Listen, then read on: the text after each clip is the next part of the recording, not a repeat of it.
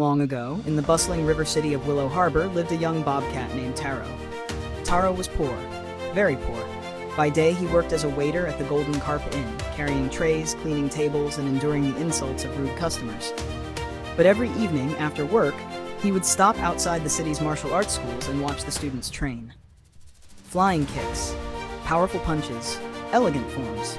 Taro dreamed of becoming a martial artist. Rejection. One by one, he visited the city's famous schools: the Iron Ox School, the Crimson Tiger Academy, the Jade Serpent Hall, the White Crane Institute.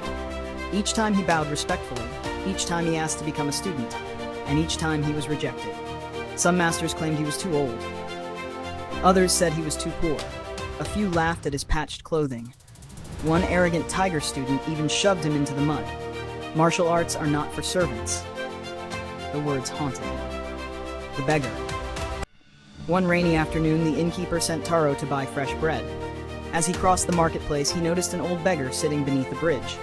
The beggar was an old raccoon dog. His clothes were filthy. His fur was tangled. Everyone ignored him. When the beggar looked up and asked for food, Taro hesitated. The loaf was supposed to be for the inn, but he remembered what it felt like to be hungry. He broke off half the loaf and handed it over. The beggar smiled. "Thank you, little bobcat." Strange encounters.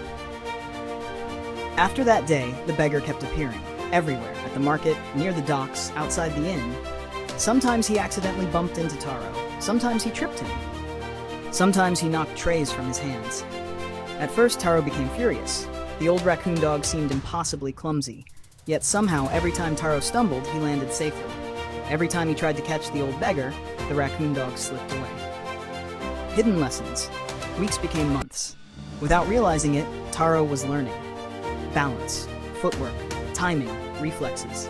The beggar's accidents were actually lessons. One day, Taro witnessed 3 thieves attack the old raccoon dog. The beggar appeared to stumble.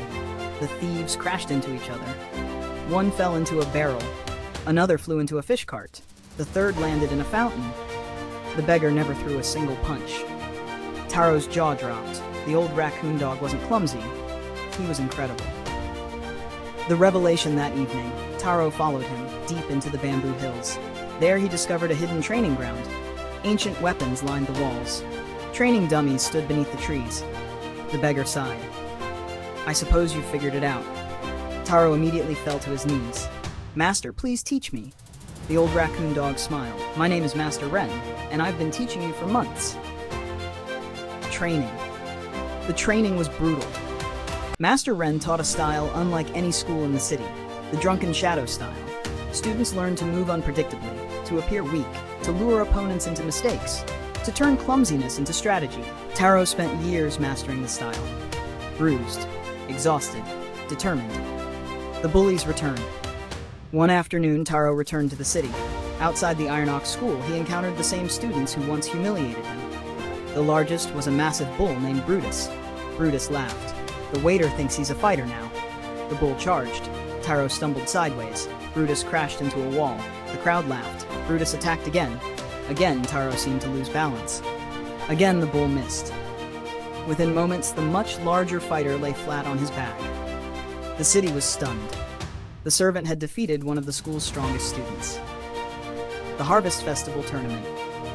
Soon afterward, the annual Harvest Festival Tournament arrived. The greatest martial artists from every school entered. The winner would be declared champion of Willow Harbor. The schools laughed when Taro registered.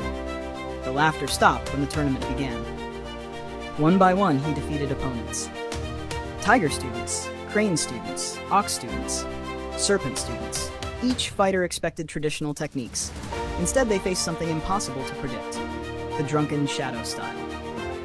The championship match placed Taro against the undefeated champion of the Iron Ox School, a gigantic bison warrior named Thunderhorn. The crowd expected a quick victory. Thunderhorn outweighed Taro 3-1. The bison attacked with overwhelming force. Taro danced around him, seeming to trip, seeming to stumble, seeming to lose control. Then suddenly, Thunderhorn overcommitted. Taro redirected the attack. The giant bison flew from the platform. Silence, then thunderous cheers erupted. Taro had won. As the city celebrated, Taro searched the crowd for Master Wren. the old beggar was nowhere to be found. Only a half-eaten loaf of bread remained on the champion's seat. Taro smiled. Years earlier, a hungry beggar had asked for food. That simple act of kindness had changed his life forever. And from that day forward, throughout Willow Harbor, the story of the Bobcat and the Beggar Master became a legend.